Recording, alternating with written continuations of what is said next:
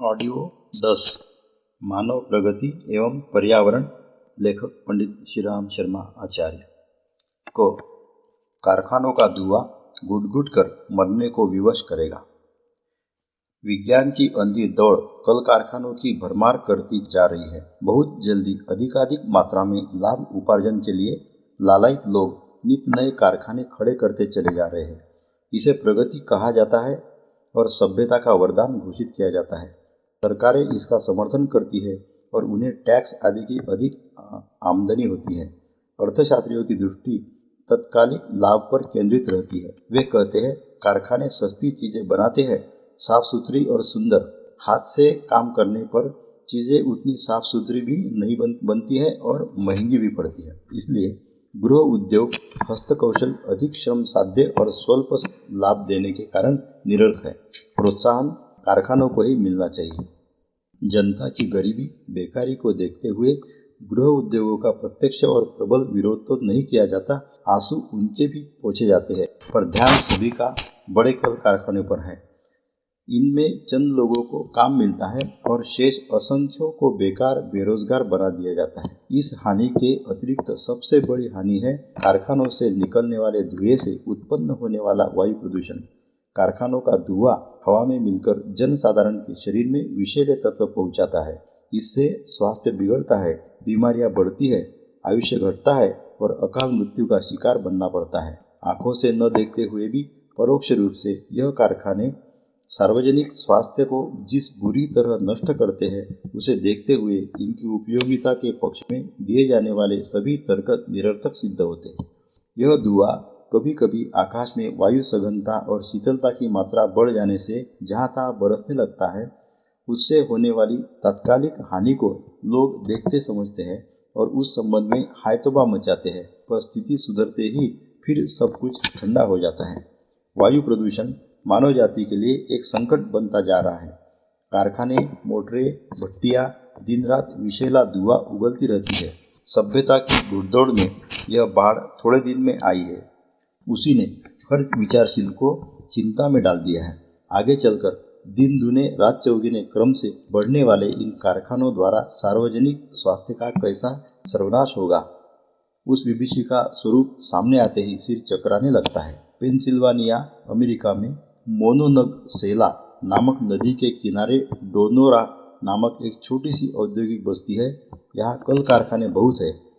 यहाँ इन फैक्ट्रियों का धुआं आमतौर से छाया रहता है और उसे सहन करने में लोग अभ्यस्त भी हो गए हैं, पर एक समय तो वहाँ स्थिति ही विचित्र हो गई। धुएं और धूली भरी धुंध ऐसी छाई कि 4 दिन तक बरसाती घटाओं जैसी अंधियारी छाई रही। किसी ने यह जाना ही नहीं कि दिन निकला।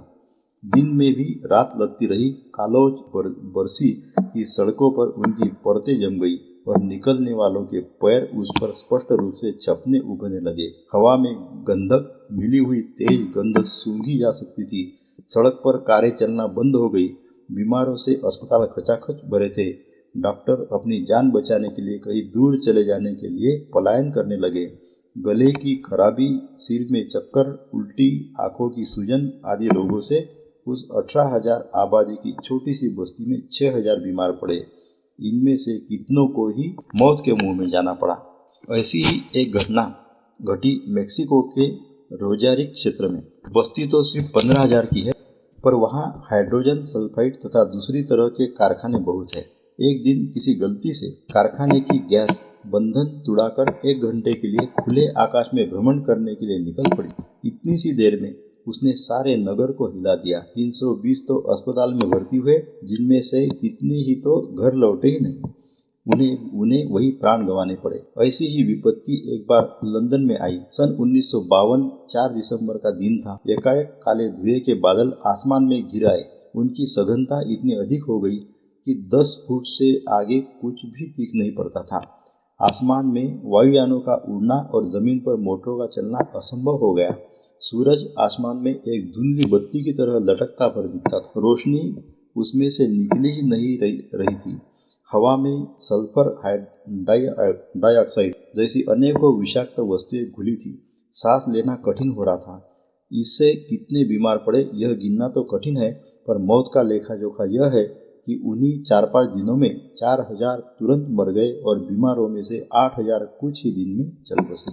सन 1955 ईस्वी में ऐसा ही एक और वायु प्रदूषण लंदन पर बरसा था जिसमें 1000 व्यक्ति मरे थे। इसके कुछ दिन पहले ऐसा ही एक और झोंका 400 की जान ले चुका था। न्यूयॉर्क में 1963 ईस्वी में 200 इसी कुचक्र में फंसकर मरे थे। सन 1966 ईस्वी में 168 लोग मरे। वायु में बढ़ती हुई धुंध तथा विषाक्तता को देखकर स्वास्थ्य अधिकारियों ने लोगों को घरों में बंद रहने की ही सलाह दी। सड़कों पर तो इतनी कालोज बरस रही थी कि उसका सांस के साथ भीतर जाना खतरे से खाली नहीं था। लोग सब काम छोड़कर यह विपत्ति टलने तक घरों में ही बंद बैठे रहे। धुआं उगलने वाली कारखानों की भट्टियां बंद की गई, मोटरें चलना रोका गया, घरों में चूल्हे जलाने पर पाबंदी लगी। अच्छा हुआ मौसम सुधर गया, अन्यथा स्थिति को देखते हुए 40,000 लोगों के इस विपत्ति के चपेट में आने का अनुमान लगा दिया गया था। बेल्जियम की म्यूजा घाटी में लोहे के कल कारखाने अधिक है। उस क्षेत्र में विशेष रूप से और अन्य क्षेत्रों में सामान्य रूप से एक दिन धुएं से भरा कुहासा छाया, धुंध और घनी होती गई।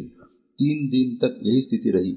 लोगों के दम फूलने लगे, खांसी हुई, दमा जैसी बीमारी उमड़ी, अनेकों लोग बीमार पड़े, अस्पताल भर गए, डॉक्टरों के यहाँ भीड़ लग गई और देखते देखते उसी घुटन में 63 व्यक्तियों को प्राणों से हाथ। मृतकों में बूढ़ों और बच्चों की संख्या अधिक थी। कारखानों और दूसरी भट्टियों का धुआं निकलकर आकाश में छाने लगता है। अवसर पाते ही वह धरती की ओर झुक जाता है और थर्मल इन्वर्शन, ताप विक्रमण का अवसर पाते ही धुंध के रूप में बरसने लगता है। जब तक वायु गर्मी से प्रभावित रहती है तब तक धुएं धुंध के कारण हवा के साथ ऊपर उठते रहते हैं, पर जब शीतलता के कारण वायु नम होती है तो धूलि का उठाव रुक जाता है और वह वायु दूषण नीचे की ओर ही गिरने लगता है। हवा का बहाव बंद हो जाने पर तो यह विपत्ति और भी बढ़ जाती है। प्रदूषण नियंत्रक विभाग का कहना है कि 1952 और 1956 ईस्वी की लंदन स्मॉग दुर्घटना के प्रदूषण स्तर पर दिल्ली, मुंबई, कानपुर, कलकत्ता, अहमदाबाद आदि अनेक शहर पहुंच गए हैं या पहुंच रहे हैं। अच्छा हो समय रहते चेता जाए, धुआं उड़ाने वाले कारखानों पर प्रतिबंध लगाया जाए, धुआं घनी आबादी वाले नगरों की अपेक्षा कहीं विरल जंगलों में धकेलकर छितरा दिया जाए। ध्यान गृह उद्योगों पर दिया जाना चाहिए ताकि बेकारी की समस्या हल हो, अधिक लोगों को काम मिले और वायु प्रदूषण की विभीषिका से बचा जा सके। बड़े कारखाने उन्हीं वस्तुओं के लगे जो गृह उद्योगों से न बन सकती हो। मोटरें उन्हीं के पास रहे जिन्हें राष्ट्रीय हित के किन्हीं महत्वपूर्ण कार्यों के लिए अनिवार्य रूप से आवश्यक है। धनियों को अधिक संपत्तिशाली बनाने और बड़े लोगों की हविष और विलासिता के पोषण की बलिवेदी पर सार्वजनिक स्वास्थ्य के विनाश का बीजारोपण करना न्याय और औचित्य की दृष्टि से अवांछनीय ही ठहरा जाएगा। अब जल नहीं अम्ल बरसेगा। क्रिया की प्रतिक्रिया का नियम प्रकृति का अकाट्य सिद्धांत है। इसे सर्वत्र देखा एवं अनुभव किया जा सकता है। प्रकृति के गर्भ में जिन तत्वों का बीजारोपण होगा उन्हीं के अनुरूप प्रतिफल भी सामने आएंगे। प्रकृति की यह अद्भुत विशेषता है कि उसे जितना दिया जाता है उसका कई गुना बनाकर बढ़ाकर लौटाती है। मिट्टी में थोड़े से बीज पड़ते हैं जो पेड़ पादप के रूप में गलकर बढ़ते हैं, पर असंख्य गुना होकर वापस लौटते हैं। अपनी मौलिक विशिष्टता को अक्षुण्ण रखते हुए भी बीज परिमाण की दृष्टि से अपने सादृश्य तक बड़ी बिरादरी को साथ लिए लौटते हैं। बीज चाहे आम का हो अथवा मादकता युक्त विषाक्तता भरी अफीम का, उपरोक्त नियम साथ एक जैसा लागू होता है। देने में प्रकृति बनिए जैसी नापतोल कर अत्यंत उदारता बरतती है। एक से अनेक सीमित को असीम बनाने में उसकी क्षमता बेमिसाल है, पर यह विशेषता अनिवार्य रूप से जुड़ी हुई है कि जैसा बीजारोपण होगा प्रतिफल उन्हीं विशेषताओं के अनुरूप मिलेगा। प्राचीन काल में इस तथ्य को भली भांति ध्यान में रखा जाता था कि प्रकृति से समस्त जीव समुदाय को अगणित अनुदान मिलते हैं। उसे स्वस्थ एवं संतुलित न रखा गया तो भारी संकटों का सामना करना पड़ सकता है। इसी कारण प्रकृतिगत संतुलन व परिशोधन हेतु घर घर यज्ञ किए जाते थे। वातावरण में दैनंदिन जीवन के कृत्यों से जो गंदगी घुलती रहती है उसकी सफाई हो जाया करती थी। त्योहारों, पर्वों तथा अन्य अवसरों पर सामूहिक विशाल यज्ञ भी किए जाते थे ताकि वातावरण की विषाक्तता घुलती चले, साथ ही प्रकृति चक्र सुदृढ़ बना रहे। फलतः प्रतिक्रिया स्वरूप प्रकृति से जो कुछ भी मिलता था मनुष्य जाति के लिए लाभप्रद रहता था। तब सूक्ष्म अंतरिक्ष से प्राणवान पर्जन्य की वर्षा होती थी, जिससे प्रचुर परिमाण में जीवनदायी प्राण तत्व होते थे। वृक्ष, वनस्पतियाँ, जीव जंतु सभी उसका पान करके स्वस्थ एवं निरोग बने रहते थे। यज्ञों की यह परंपरा तो लुप्त हो गई, जो प्रकृति का शोधन करती एवं पोषण देती थी। अंधाधुंध औद्योगिकरण की अदूरदर्शिता से वातावरण में विषाक्तता असीम परिमाण में बढ़ चली गई। प्रकृति चक्र चरमरा उठा। अब वह स्थिति अत्यंत भयावह हो चली है। प्रकृति उस गरल को अब वर्षा के विषाक्त जल के रूप में उगल रही है। प्रकोपों की श्रृंखला में एक सर्वाधिक गंभीर कड़ी जुड़ी है अम्ल वर्षा की। अगणित शोध निष्कर्षों का मत है कि वर्षा जल में तेजाब की मात्रा तेजी से बढ़ती जा रही है। पर्जन्य बरसाने वाली प्रकृति जब तेजाब की वर्षा करेगी तो उपस्थित होने वाले संकटों की सहज ही कल्पना की जा सकती है। शुद्ध जल का pH दर, डिस्टिल वाटर, हाइड्रोजन आयनों का जमाव 7 होता है। इससे कम होने पर पानी में अम्लीयता बढ़ती है। दर अधिक होना पानी में क्षारीय तत्वों के बढ़ने की परिचायक होती है। वर्षा के जल का pH दर प्रायः 507 होता है। ऐसी वर्षा फसलों एवं जीवधारियों के लिए उपयोगी पोषक मानी जाती है। जीवनदायी सूक्ष्म तत्वों का उसमें बाहुल्य होता है। वर्षा जल में pH का मान कम होना यह दर्शाता है कि उसमें प्रदूषक तत्व न्यूनाधिक मात्रा में मौजूद है। ऐसे निष्कर्ष अनेकों खोजों से प्रकाश में आए हैं कि पृथ्वी के विभिन्न क्षेत्रों में अब अम्लीय वर्षा होने लगी है, जो मानव द्वारा वायुमंडल में छोड़े गए प्रदूषण का ही परिणाम है। अम्ल वर्षा में सल्फ्यूरिक एसिड तथा नाइट्रिक एसिड का प्रमुख योगदान होता है। ये दोनों ही अम्ल औद्योगिक उत्पादनों में छोड़े गए सल्फर डाइऑक्साइड तथा नाइट्रोजन ऑक्साइड की बाष्प कणों से हुई प्रतिक्रिया के फलस्वरूप बनते हैं। वे ही जल में घुलकर बरसते हैं। साइंस टुडे मासिक पत्रिका में प्रकाशित एक समाचार के अनुसार सन 1966 में टोरंटो विश्वविद्यालय कनाडा के जीव विज्ञानियों ने लक्सटन सरोवर में 4000 से भी ऊपर की संख्या में युवा सालयन मछलियों की गणना की थी, किंतु 1 वर्ष बाद ही उनमें से एक भी जीवित नहीं बची, जबकि उनकी देखरेख सुरक्षा में किसी प्रकार की कमी न रखी गई। संदेह होने पर सरोवर के जल का परीक्षण करने पर उसकी अम्लीयता अत्यधिक पाई गई। वहाँ 1 दशक के अंतर में अम्लीयता में 150 गुनी वृद्धि पाई गई। उस आधार पर होने वाली वर्षा जल का परीक्षण किया गया। वैज्ञानिकों को यह देखकर आश्चर्य का ठिकाना न रहा कि उस जल में भी pH की दर सरोवर जितना ही था। उस सरोवर को विषाक्त घोषित कर दिया गया। कनाडा में किए गए एक अध्ययन के अनुसार ओंटारियो क्षेत्र में 2.5 लाख सरोवरों में से लगभग 50,000 अम्ल वर्षा के कारण बुरी तरह से दूषित हो चुके हैं। उनमें से अधिकांश मृतप्राय है।